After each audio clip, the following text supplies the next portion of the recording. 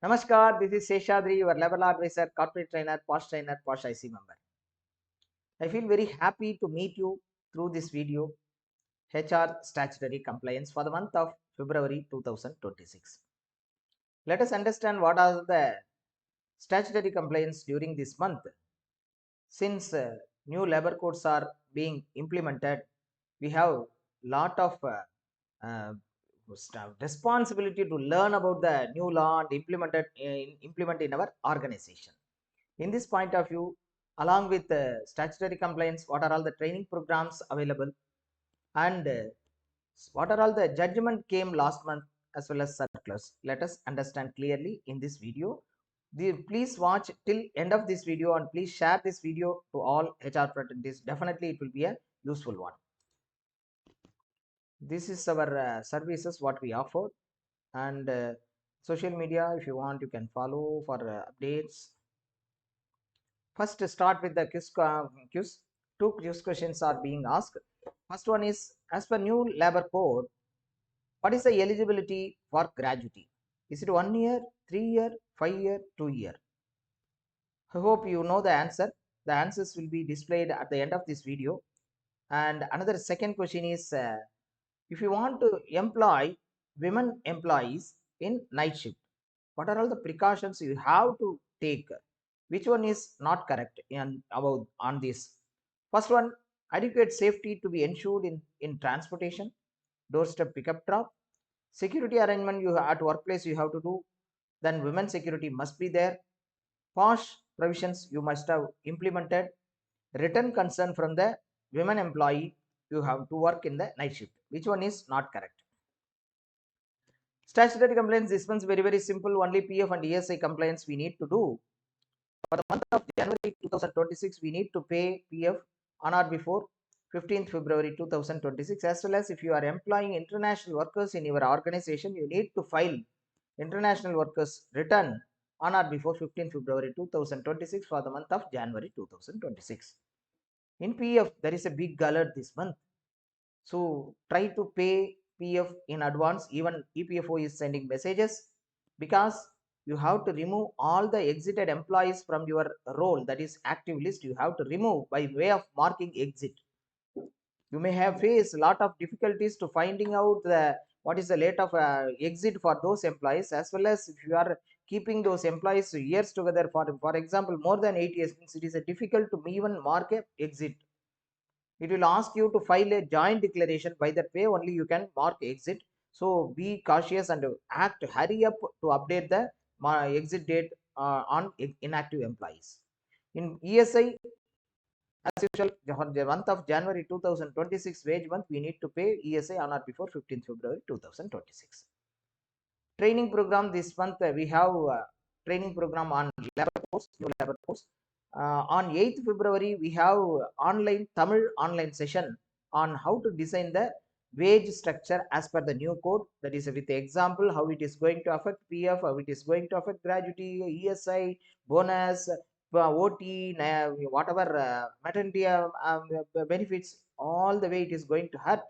So we have to understand how to design the salary structure as per the new labor code. That's where that webinar is going to be in Tamil on 8th February.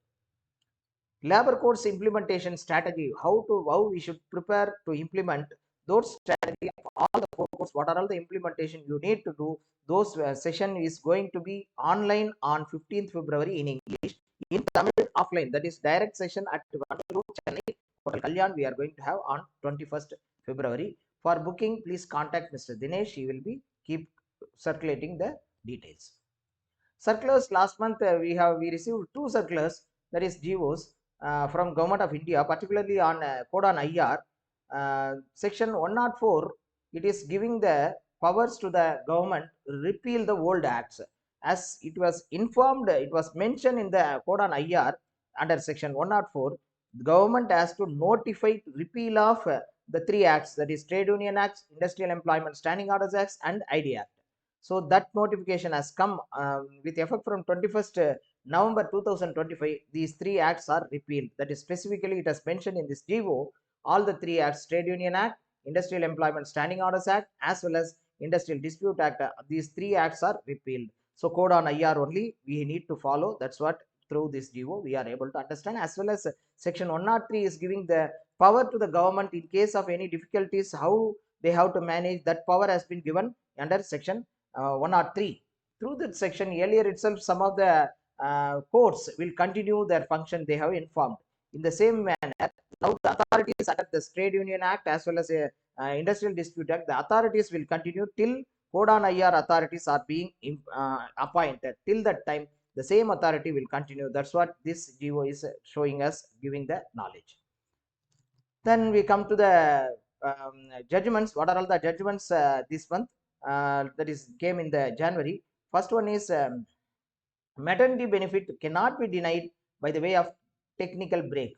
Usually we take the people temporary, give break, and then probation. Like that, if you should not do. Actually, that is against the law. In this school, they have done, the teacher, it was appointed on temporary 2 days break and then again appointed as a probationary. When they are considering this maternity benefit, so they said for that period you are not going to get like that. No. Bombay High Court has given nothing. You have to take all the period with this eligibility. She is eligible for maternity benefit, you have to give the benefit. That's what Bombay High Court has given the judgment. And Delhi High Court given the accident compensation. We know very well, when the employee is working during the work as well as in the course of employment, anything happened, employer is responsible under compensation act, employee compensation act. Now in this, they are the liquor shop people, they are working as a person. Then when he is going to home, he fought with one person, then because of that he died. The person who fought is he was asking the liquor after the hours. The person who is seller is denied. Because of that, they were in quarrel. Police was not able to establish this. Because of that, employee compensation, whether they will get or not, Delhi High Court said yes, it is a compensation, you have to pay. That's what it has given and said judgment. Another Delhi High Court judgment, merely drawing the salary, high salary, we cannot treat the person as a supervisor or workman. How to decide? Because Industrial Dispute Act, it is very clearly defined the worker, who is worker.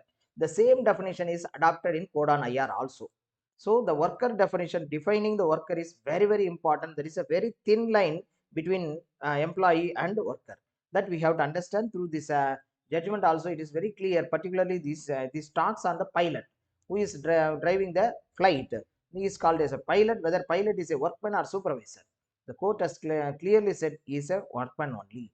Because when we are implementing the code on IR, we need to have very clarity on who is worker, who is a employee. That clarification is very, very essential, because lot of things are going to change because of that definition. Then next one is Supreme Court has given the judgment. When you are giving the back wages, you have terminated some people, they went to court, finally court has said reinstatement with back wages. That instead of back wages, whether can we give lump sum or not, that is the question. Because that person who has gone to the court, he went to the court after 16 years of employment, that termination. So after 16 years of termination, he went to the court. Considering this long gap, court has given, instead of giving back wages, you give the lump sum. Either it is correct or not, that is in front of Supreme Court. This case has come and Supreme Court has given the judgment, yes, it is correct. In case long period is there, because of that, back wages we cannot calculate, many due to many reasons, though some lump sum amount court can decide. Principal employer will have absorb the contract workers in case if you are not following properly CLRA Act. That's what Calcutta High Court has given the judgment, because the principal employer was sanctioning the leave of the contract employees as well as salary advance. He is only deciding and giving salary advance to the contract employees. Always we have to very careful while appointing the contract employees. All the things done to be done through contractor only, not on a direct basis. If you are doing anything direct, there is a master servant relationship will come automatically. All things will change. That was one judgment has come from Guwahati. This very good judgment. In this scenario, in this case, one male employee is superior and female employee is a subordinate. Subordinate has given the sexual harassment case against his boss. Then finally, when it has come to the in front of internal committee, they both agreed and then they done conciliation. Conciliation is over. Now employer wants to take some disciplinary action. Whether is it permissible or not? This is the question against the Guwahati High Court. Section 104 of POSH Act very clearly says, in case anything consideration happen in front of internal committee, further things no inquiry is required. It says only POSH inquiry is not required. It is not coming and curtailing the powers of the employer. Employer is still having the power to do the inquiry on his own, to give the punishment to the person who is respondent. That's what Guwahati High Court's judgment on this. Under PF, Gujarat High Court has given one judgment: no PF liability upon the principal employer when the contractor had independent code numbers. When the contractor you are having the PF code he is having, then you are not you need not to worry principal employer. That is direct, he has the responsible contractor as well as under the new codes, contractor also elevated to the employer grade. So he is having a lot of responsibility, the contractor. And Bombay High Court has given the EPF authority is not confined the names of assigned the salary components. They are not having the authority. PF are not having the authority to go into the what are all the components, why you are splitting, he cannot ask. Because Vivekananda Mandir case, 28th February 2019 Supreme Court judgment very clearly says how to decide the PF wages and non-PF wages. That clarity has given. Same thing it was referred in this judgment also Bombay High Court. And then it is none of their business, only they have to see whether the whatever you are making payment, whether it will attract the PF or not. That one only they can decide. That's what Bombay High Court judgment has given. Hope that's all. Thank you for watching. And the quiz, what are all the quiz question? As per new code, the gratuity eligibility not at all changed. It is 5 years only, because only fixed term employees 1 year if they complete, they are eligible for gratuity. Other than that, gratuity act and rules whatever earlier, now everything same, no change at all. So 5 years is the eligibility for gratuity. Next one is, if you want to employ women in night shift, what are all the precautions you have to do? Which one is wrong? I asked. Nothing is wrong. All the things are correct, because transportation we need to give full safety, door pickup and drop, as well as workplace also we need to ensure the safety of the employees, as well as post provisions you have to implement. Then only you can engage the people in night shift, and then written consent before engaging you have to get from the female employee. That is very essential. All the things are essential under new labor code. This is about the quiz. Thank you for watching. Hope you would have liked. Please share this video to all the HR fraternity. I will get back with another video for you. Thank you.